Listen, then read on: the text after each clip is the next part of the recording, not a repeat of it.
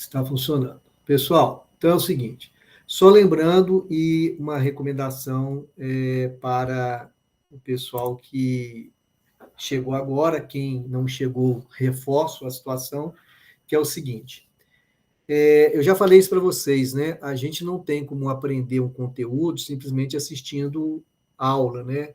Você não aprende a correr só assistindo corrida, você tem que correr. E uma coisa muito importante para vocês é fazer prova.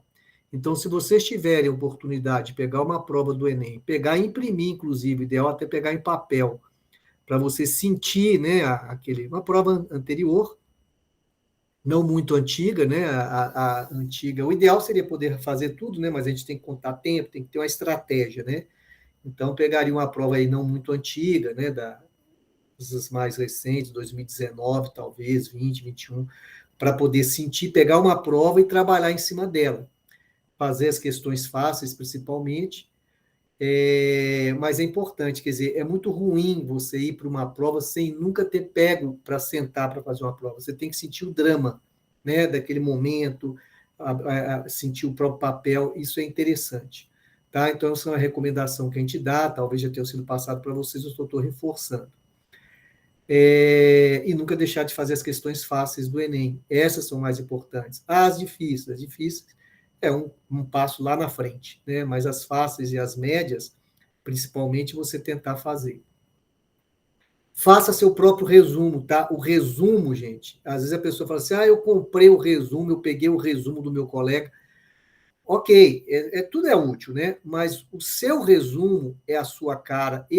Quando você faz o resumo, você está estudando, inclusive.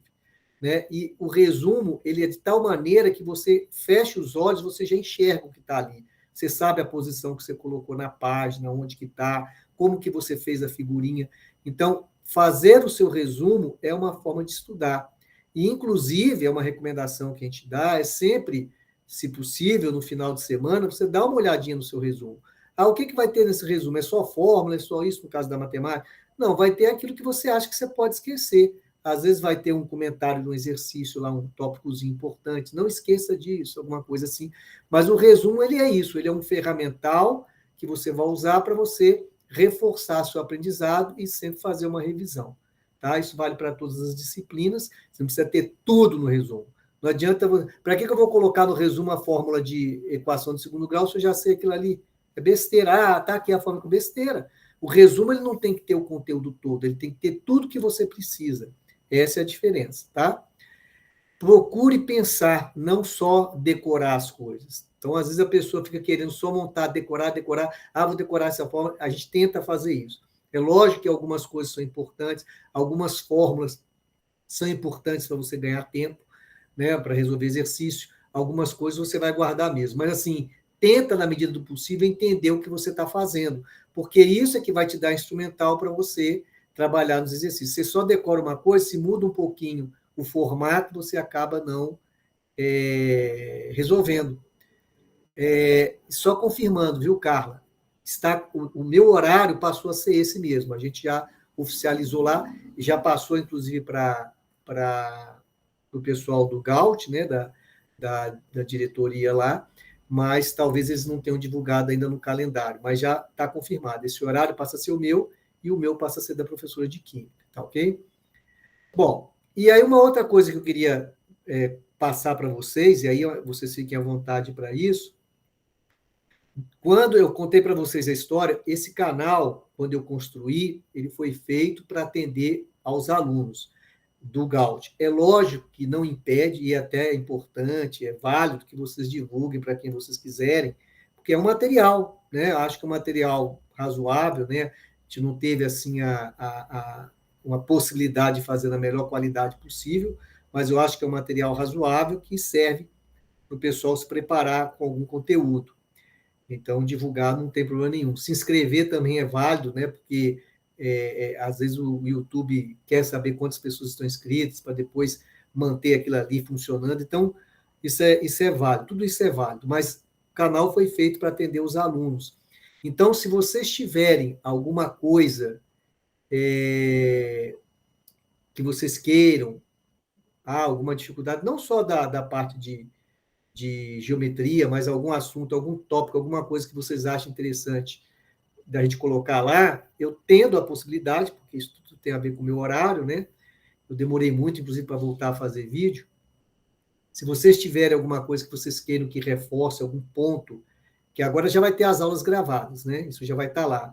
Mas se tiver alguma coisinha, alguma coisa assim, professor, podia ter um comentáriozinho sobre isso, puder colocar lá, a gente coloca, tá? Bota uma sugestão, manda no meu e-mail, tem os 2 e-mails, né? Os e-mails estão aqui, né? O Hotmail e o Gmail. Eu até boto o Hotmail na frente, porque eu acabo lembrando mais de olhar o Hotmail, apesar do Gmail que está vinculado ao YouTube, né? Mas mandem para mim alguma coisinha que vocês acharem interessante, que gostariam de ver, e talvez uma coisinha, a gente coloca lá. Eu vou ver o que eu posso fazer. Né? Não vou garantir nada, mas a gente sempre vê. E aí esclarece, né? Então, Beatriz, coloca assim, porque às vezes vocês falam assim, gostaria. Tá.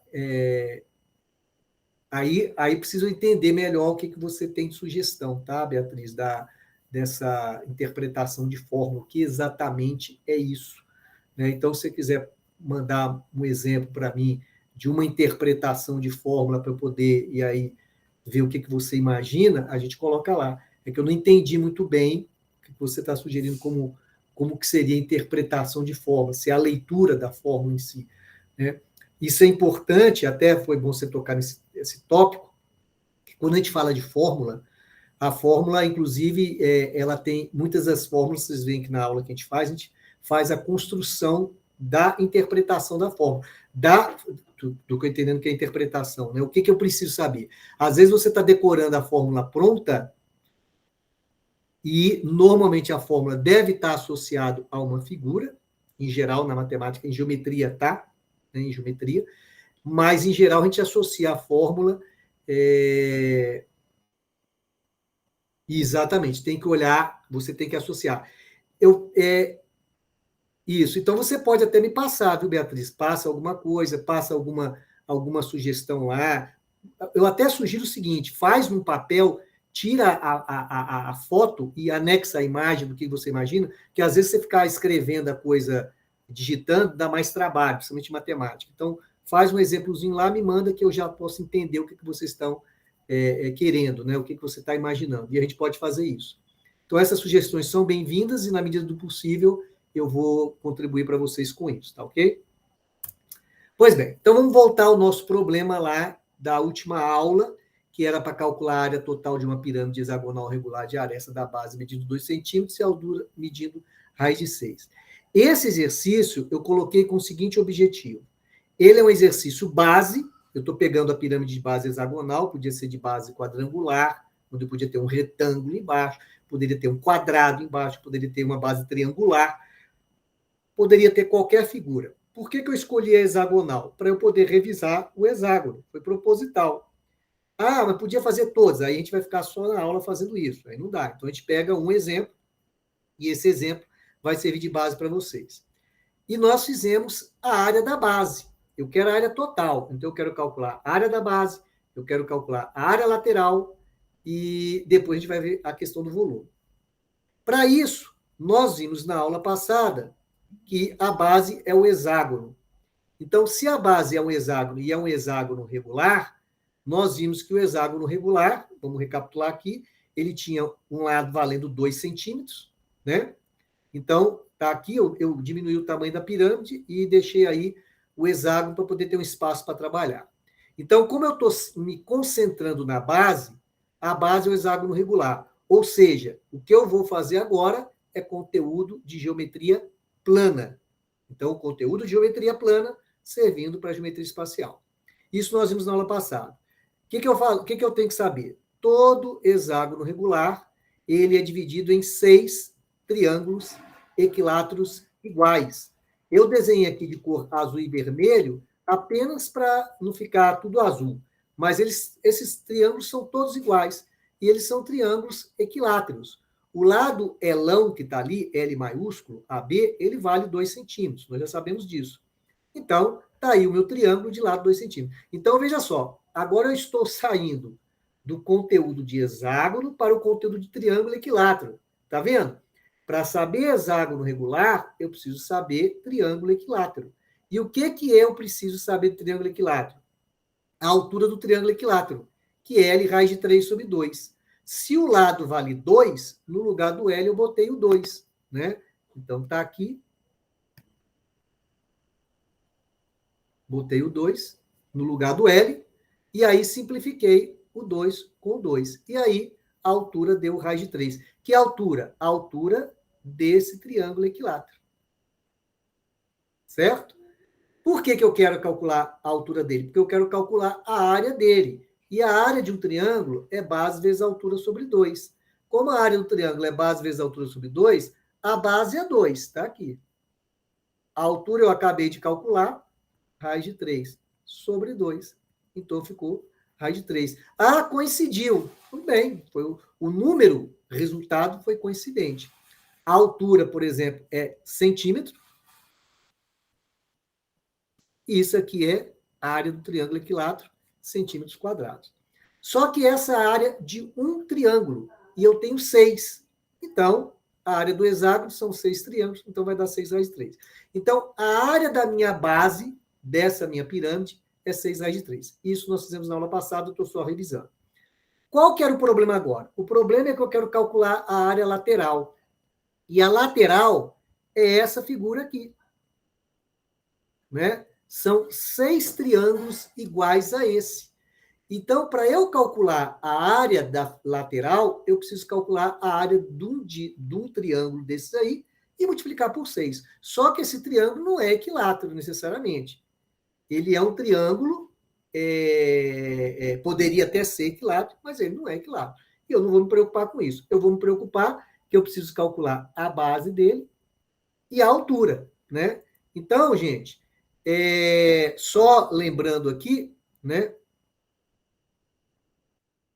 Só para a gente olhar aqui.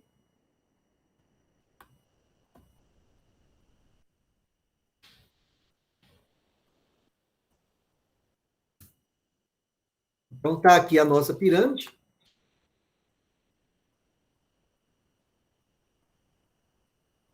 Está vendo aqui a nossa pirâmide? Ó? Essa é a nossa pirâmide. Esse é o triângulo que eu disse que eu quero calcular. Eu estou usando aqui a minha pirâmide de base quadrangular, tá? Mas a nossa é hexagonal. Eu estou usando a quadrangular, mas o raciocínio é o mesmo. O que muda? O que muda é que se isso aqui for um quadrado, eu vou calcular 4 triângulos e multiplicar por 4. No nosso caso, ali são 6. 6 triângulos. E aí eu preciso aqui da base, e essa aqui verdinha é a altura, que é também chamado de apótema da pirâmide. Então, se eu tiver esse lado, que eu tenho, no nosso exemplo lá é 6, e tiver essa altura, eu calculo a área dessa região marrom. Aí eu observo o seguinte, ó. Eu vou precisar desse verdinho aqui, ó. Porque esse aqui eu conheço. E como é que eu vou calcular esse verdinho aqui?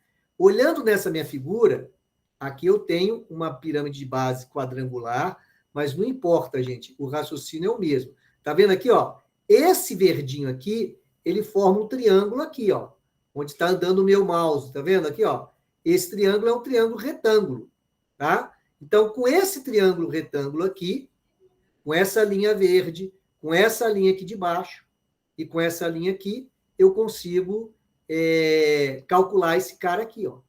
Se eu souber esse valor aqui e esse valor aqui de baixo, eu consigo calcular o verde. Mas tem um outro triângulo aqui também, ó. Tem esse aqui, ó. Com essa linha roxa, essa linha marrom e a altura. Então, eu teria aqui, ó, esse triângulo ali e esse outro triângulo aqui, né? Então, a minha figura, eu estou olhando aqui na pirâmide quadrangular, mas ela valeria para uma pirâmide hexagonal. Então, eu estou falando desse triângulo aqui, tá vendo, gente? Então, é esse triângulo que eu vou tentar trabalhar com ele primeiro. Por quê? Porque eu preciso calcular esse apótema, né? Para eu poder calcular a altura desse meu triângulo que está aqui.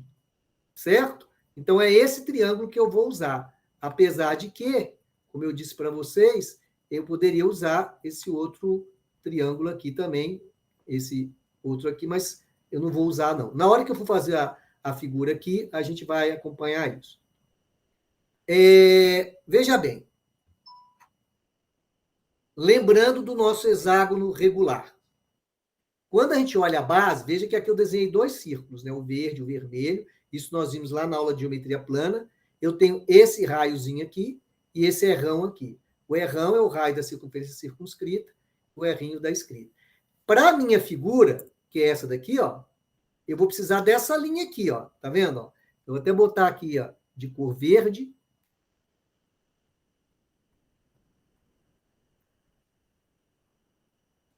Ó, esse cara aqui é exatamente esse aqui, ó. Tá vendo? Ó? É esse cara ali, só que está na outra posição. Eu podia desenhar ele aqui, ó. Vista de frente. Poderia desenhar ele aqui, ó. Para cada face, que são iguais as faces, eu poderia fazer isso. Mas eu estou interessado nessa figura aqui. Então, eu vou usar a altura, vou usar esse cara aqui, que é o Rzinho, que é esse cara aqui, ó. E quem é esse cara aqui, ó? Esse cara é exatamente a altura do triângulo aqui, ó. Ó. Esse é o Rzinho, que é a altura do triângulo equilátero, que é o raio da circunferência circunscrita, né? Que, na verdade, eu estou usando esse aqui, né? É esse cara que eu estou olhando, porque eu estou olhando para essa face aqui, ó. Então, eu estou me preocupando com isso, tá? Ó. Então, é esse cara que eu vou usar.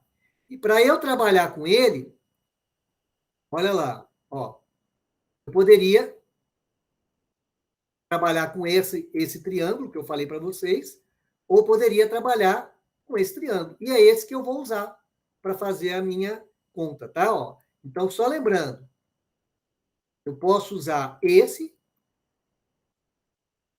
vermelho, mas eu posso usar, então, o vermelho, que eu não vou usar, eu vou usar esse daqui, o triângulo azul.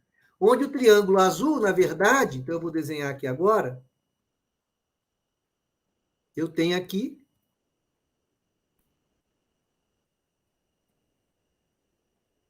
esse lado aqui, que vale raiz de 3. Por que eu sei que vale raiz de 3? Porque é esse cara aqui, né? Ó. É? Ele é o apótema lá de baixo. Então, esse cara aqui vale raiz de 3. A altura da pirâmide é quanto? A altura da pirâmide, vamos lá no início, é raiz de 6 de altura. Vamos voltar lá. Aqui é raiz de 6. E eu quero calcular esse cara aqui, ó, que é o apótema da pirâmide, que é esse cara que está em azul aqui, ó, que é o VK. Aliás, MK, né? Desculpa. MK. Olha o K aqui, ó. Certo? Então, como é que eu calculo isso? Teorema de Pitágoras. Então, ficaria o AP ao quadrado.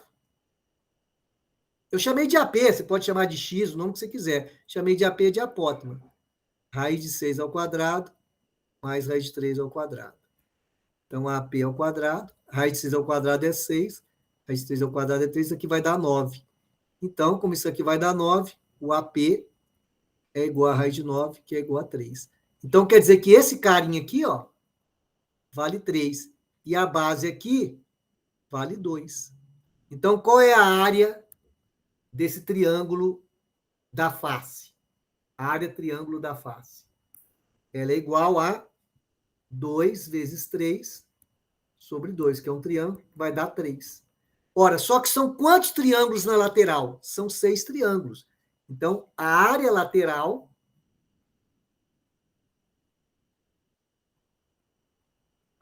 é 6 vezes 3, que vai dar quanto? 18.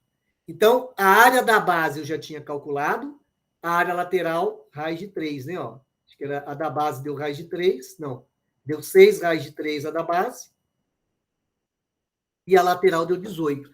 Então, a área da base eu já tinha calculado, tinha dado 6 raiz de 3.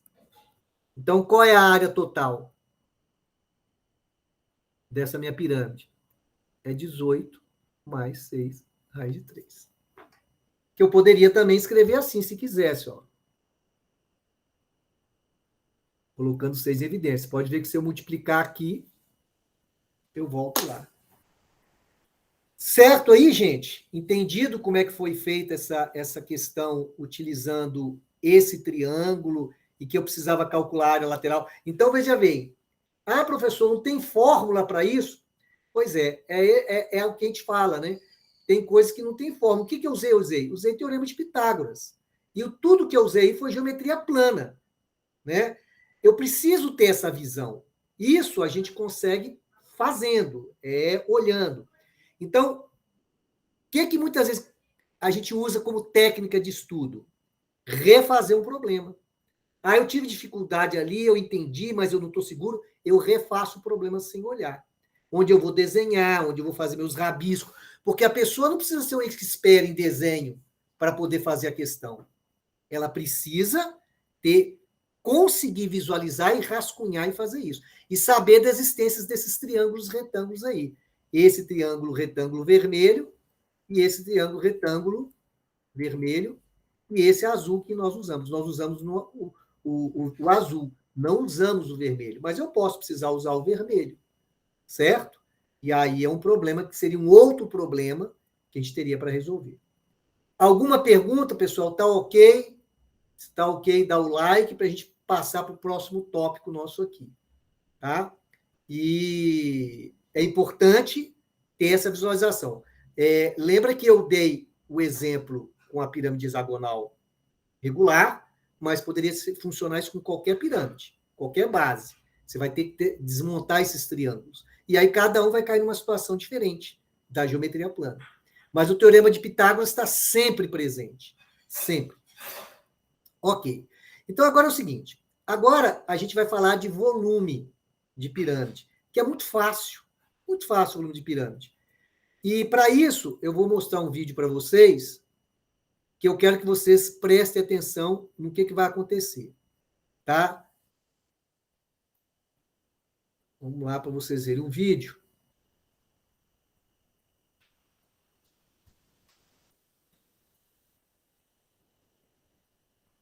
Vamos lá. Vocês acompanhem o que vai acontecer. Eu já adianto, ó, você tem uma pirâmide amarela aqui e um cubo amarelo, que é um prisma, né? O cubo é um prisma. Então, vocês vão pensar no cubo, é um prisma e uma pirâmide. Observe o que está acontecendo. Ó, a base da minha pirâmide é igualzinha à base desse, igualzinha esse, como é um cubo, né? Tanto faz, tá em posição que tiver, a base é igual. Mesma base.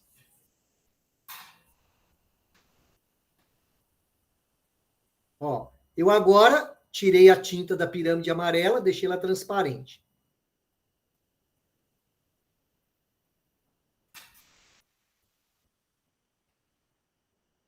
Mesma coisa, ó. Tirei a tinta do cubo transparente. Então, o que acontece? Eles têm a mesma base e têm a mesma altura. A pirâmide é quadrangular, de base quadrada, e aqui é um cubo, que está representando um prisma, apesar de ser cubo, é um prisma. Então, isso que eu vou fazer aqui vale para qualquer pirâmide e para qualquer prisma, que tem a mesma base e a mesma altura. Então, olha só. Vou encher essa pirâmide de água, desse líquido verde, a água colorida, e vou colocar no cubo. Uma vez, tá lá. Vou colocar de novo, a mesma pirâmide, tá? Só que eu peguei outra aí, só para poder facilitar.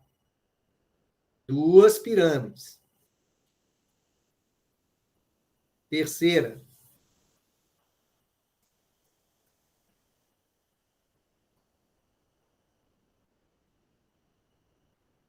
Pronto. Três pirâmides. Pronto, acabou a brincadeira. Vamos ver agora a pergunta lá.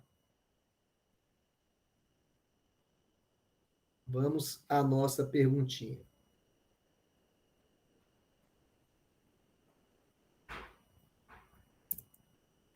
Então, vocês assistiram o vídeo. Então, observa as duas figuras. O prisma e a pirâmide têm a mesma área da base e a mesma altura. Para encher o prisma com água, até a sua borda, será usado a pirâmide como uma espécie de copo. Usando a pirâmide para encher o prisma, quantas pirâmides serão necessárias?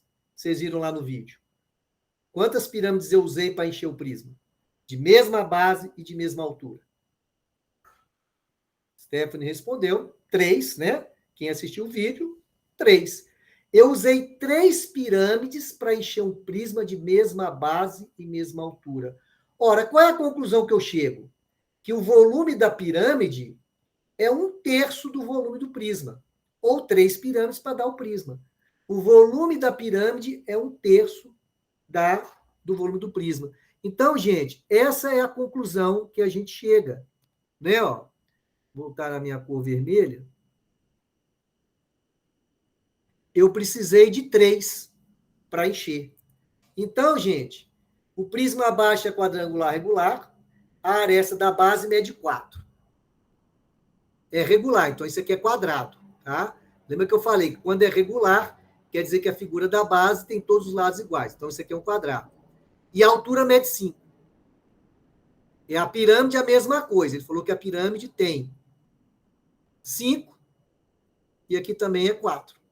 Ora, o que acontece? Se eu calcular o volume desse prisma, qual é o volume dele? A área da base vezes a altura. Qual é a área da base? 16. Qual é a altura? 5. 16 vezes 5. Então, isso aqui vai dar 80. 80 centímetros cúbicos. É o volume desse prisma. Qual é o volume da pirâmide? É 1/3. É isso.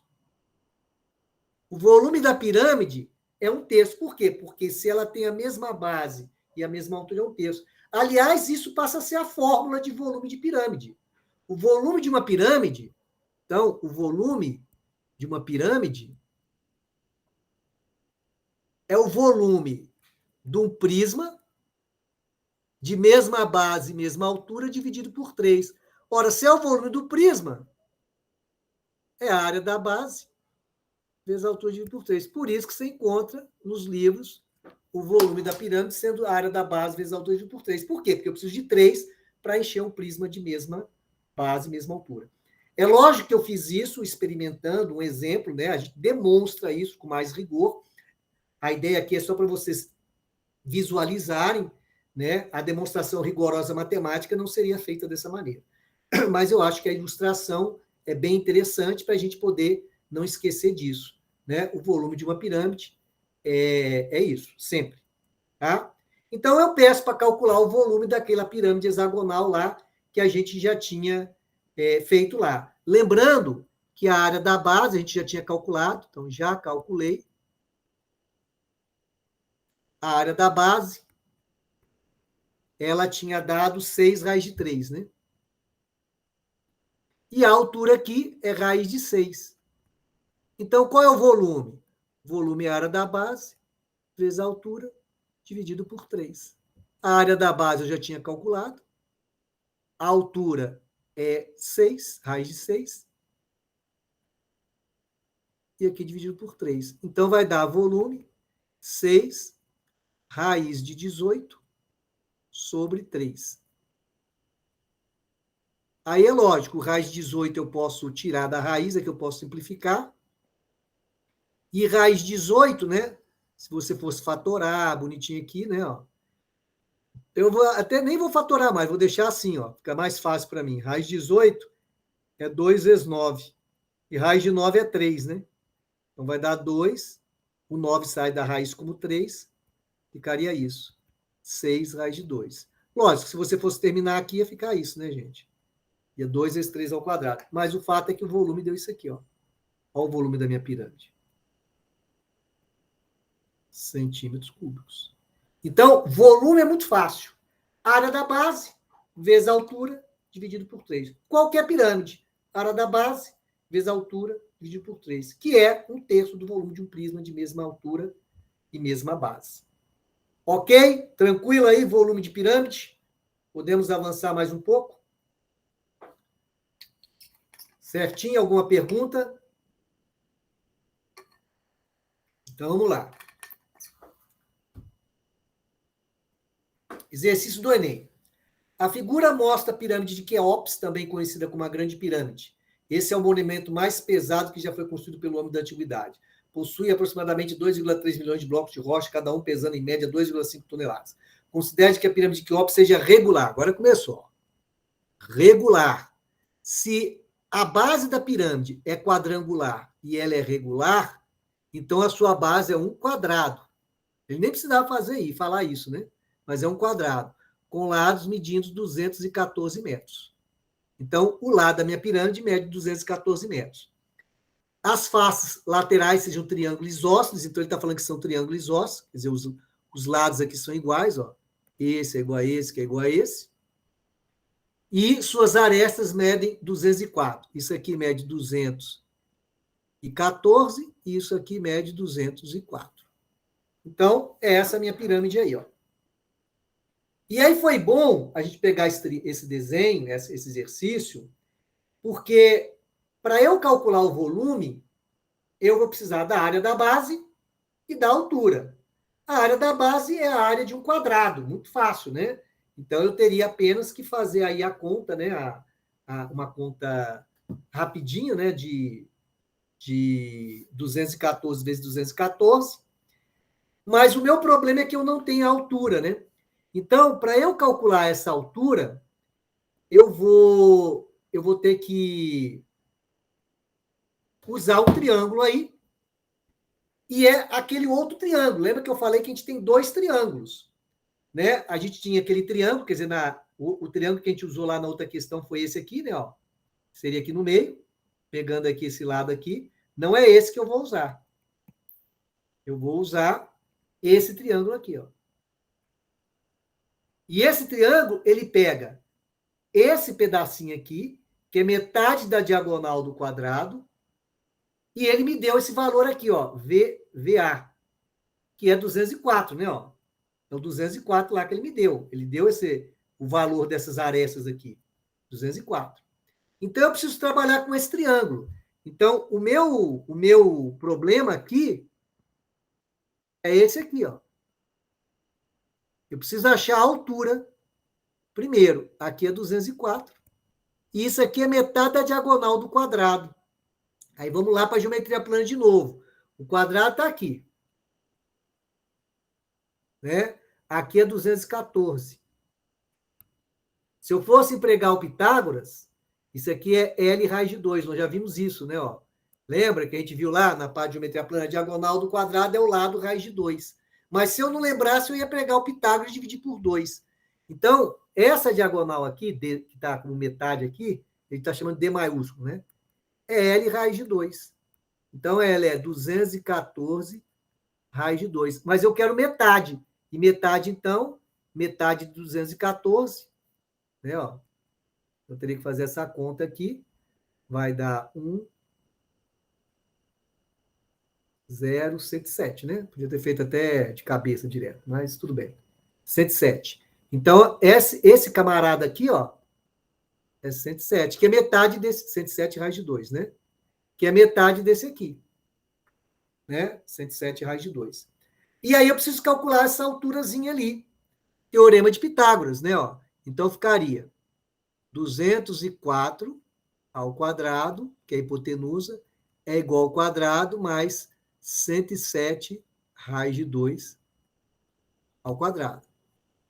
Então, vai ficar h ao quadrado igual a 204 ao quadrado menos 107 raiz de 2 ao quadrado. Aí eu tenho que fazer essa conta aí, né? O 204 ao quadrado, o 107 raiz de 2 ao quadrado. Então, gente, só lembrando também, vou precisar fazer essa conta. Como eu quero o volume da pirâmide, né? O volume é a área da base vezes a altura, que eu estou tentando calcular, sobre 3. O volume é a área da base. A área da base é 214 vezes 214. Vou botar aqui, ó. A área da base, 214 vezes 214. Fazendo essa conta aí, a gente chega em... Vou fazer rapidinho aqui para a gente ganhar tempo, tá? 45 796. Infelizmente, gente, prova do Enem, variavelmente aparecem números grandes para fazer conta. E quando aparece, não tem jeito. Às vezes a gente consegue evitar as contas, mas nem sempre, né? E é lógico, quando você está estudando, você fala assim, se você pergunta assim, professor, é bom eu estar com uma calculadora e fazer do lado? Aí você que tem que decidir, tá? Normalmente, quando você está estudando, eu recomendo não usar a calculadora para você estar treinando, porque na prova do Enem você não vai usar a calculadora. Mas se você não está mais preocupado com isso e quer ganhar tempo só para poder ver o exercício terminar, você pode até colocar a calculadora, mas a minha recomendação é evitar a calculadora, tá? Na hora que você está trabalhando, para você trabalhar os números, até o processo de resolver as questões, que é, às vezes, é um trabalho que a prova do Enem vai te dar. Então, vai dar 45,796 sobre 3. Se eu só voltar, e está faltando a altura. Vou voltar só que na questão, o valor mais aproximado para a altura da pirâmide de Quéops em metros. Veja, a pergunta da prova era só a altura. Tá vendo aqui, ó? Eu que coloquei aqui, essa pergunta a mais aqui, ó, para a gente treinar o volume. Teria aqui. Como isso não é a questão da prova, isso aqui eu só deixo indicado e vocês iriam depois terminar o cálculo do volume, tá ok?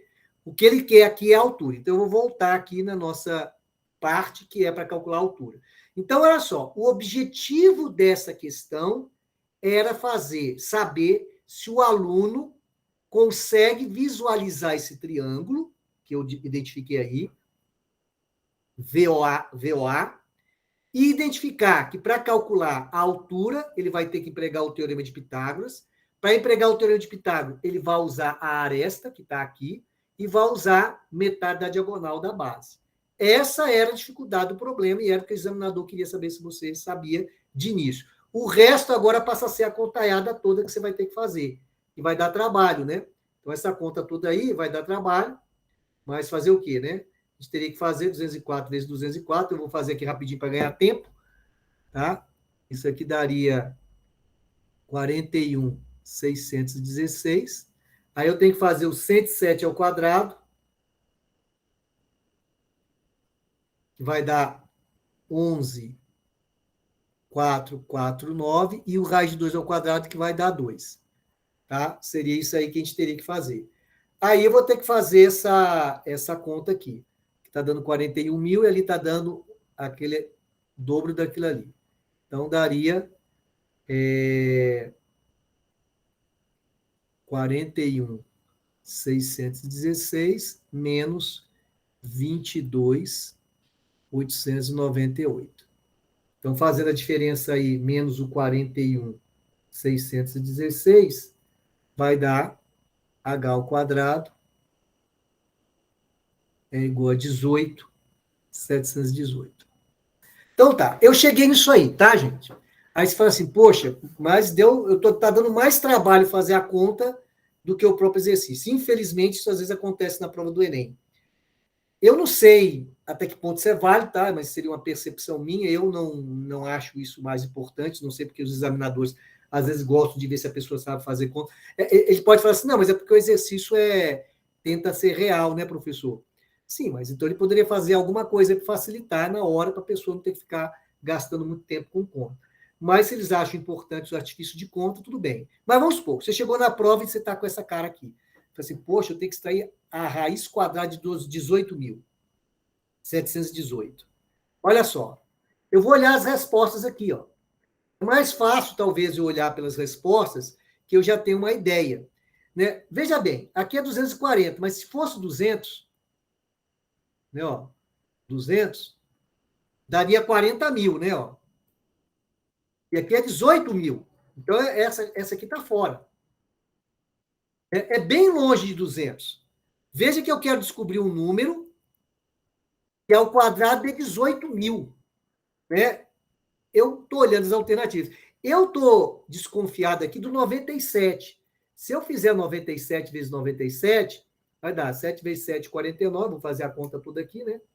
Então, vai dar...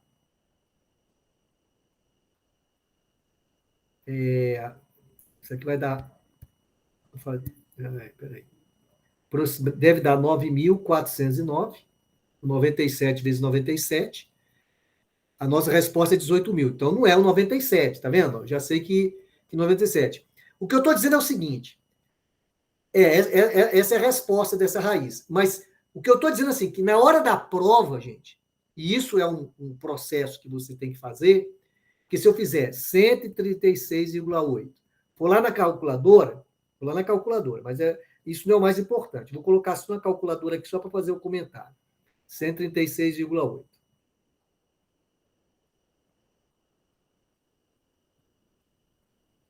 Tá? Se eu fizer essa conta aqui, ó, isso aqui dá aproximadamente 18.714,24. Mas eu estou com a calculadora aqui, que é a resposta próxima, tá? Ó, 18.718 seria essa é a resposta da questão.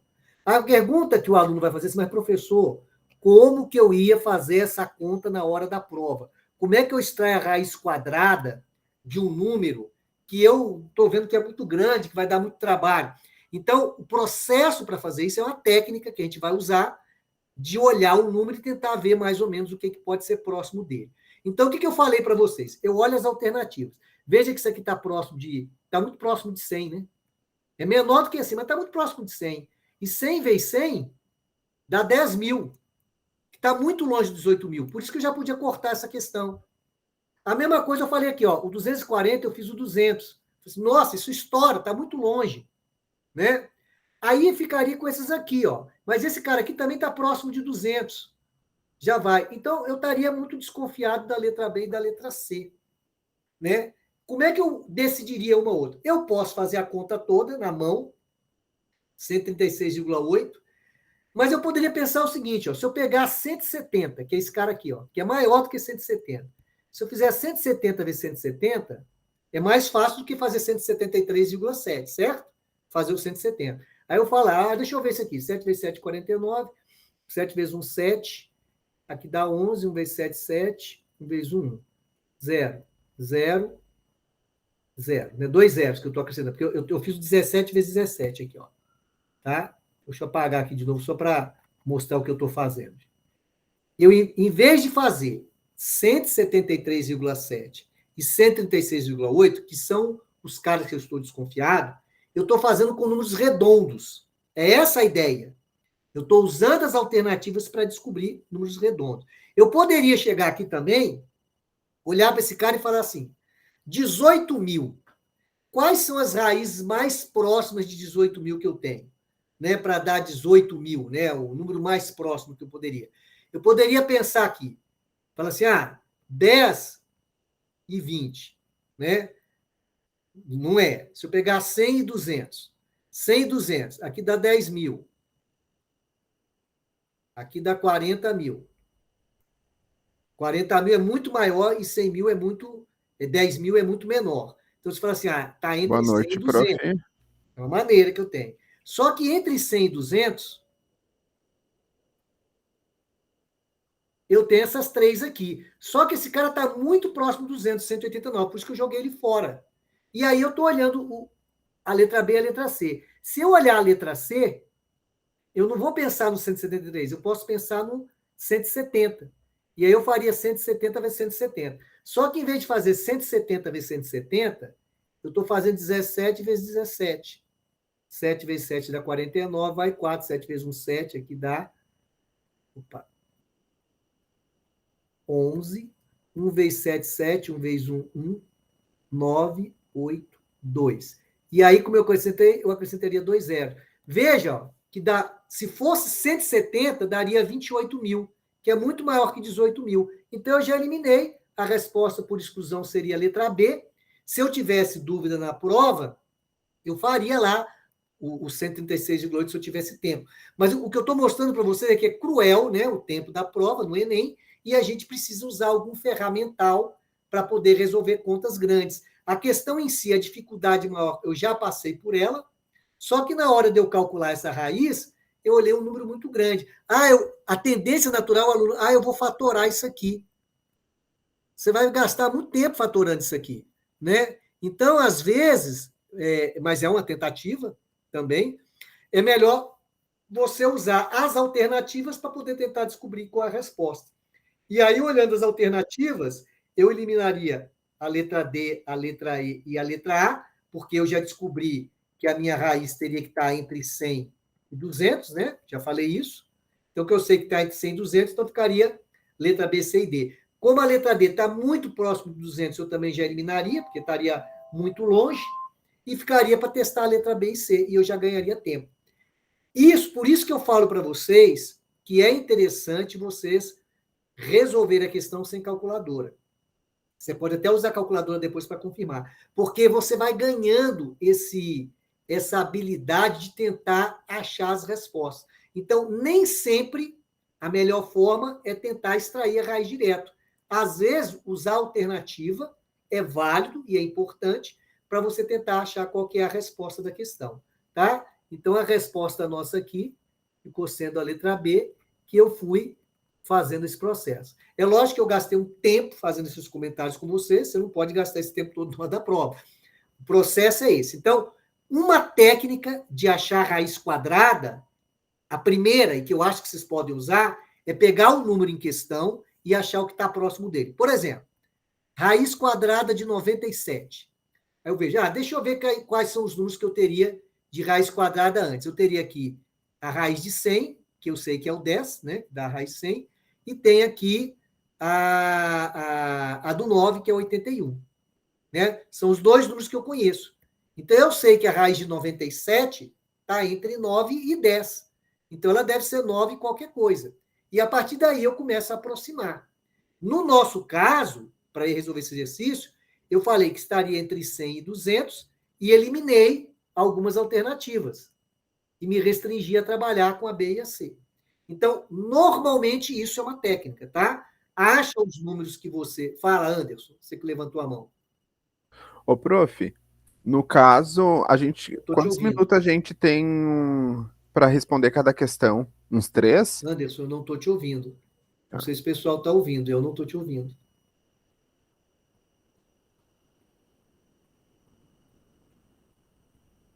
Anderson, você desistiu? Pois é, Anderson, isso aí é o seguinte, o que eu faria com você se fosse eu na hora da prova? Se é uma questão que eu estou já com convicção e está terminando, eu gasto um tempinho lá. Só não posso perder muito tempo, não. Ali, se você gastar 2 minutos ali, você já está com muito tempo, 1 minuto mais ou menos para você pensar nisso.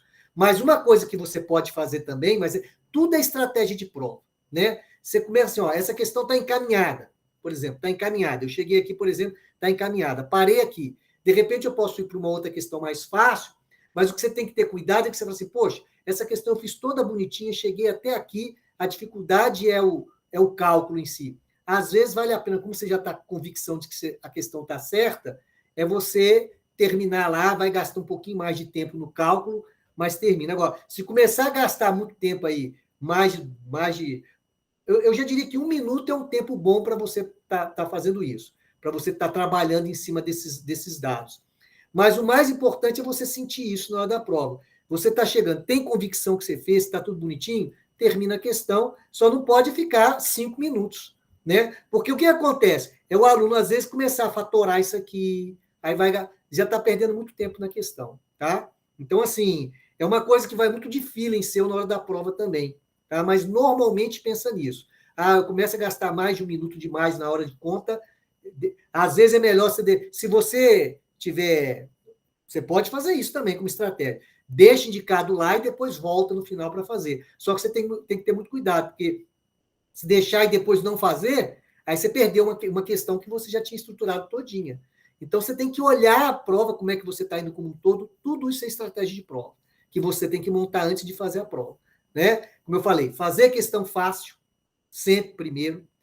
Questão que tenha cálculo, faz o máximo, está com convicção, se dá rapidinho ali, se dá para fazer um cálculo rapidinho, até 1 minuto você termina, senão você deixa indicado e tenta voltar no final, mas volta, né? Porque normalmente é isso. Normalmente, em estratégia de prova, a gente faz a prova toda e volta no final para refazer. Só que depende do tempo que você já desenvolveu ao longo da prova como um todo, né?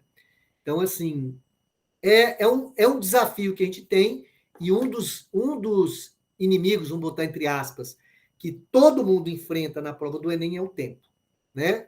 Então, a estratégia na hora de montar, da prova que vai fazer primeiro, que vai de acordo com a sua dificuldade, com a sua habilidade, com a sua segurança, também é coisa que você tem que montar. Eu, por exemplo, quando eu faço prova, eu particularmente, eu começo pela prova que eu tenho mais certeza, que eu tenho mais facilidade. Então, por exemplo, no meu caso, sempre comecei concurso, tudo com prova de que tinha matemática, raciocínio lógico, sempre comecei por isso. Para eu garantir aquilo ali, né? Onde eu tenho mais facilidade, eu vou garantir meus pontos. E redação também, eu começo pela redação, para eu poder estar com as ideias mais livres na cabeça, antes de fazer o resto, mas depende. Aí eu não posso também me intrometer na parte do professor de português, por exemplo, mas eu, particularmente, sempre fiz isso em concurso. Tá? Então é isso, pessoal. A gente termina por hoje com esse exercício fechado. Vou encerrar aqui a nossa gravação. E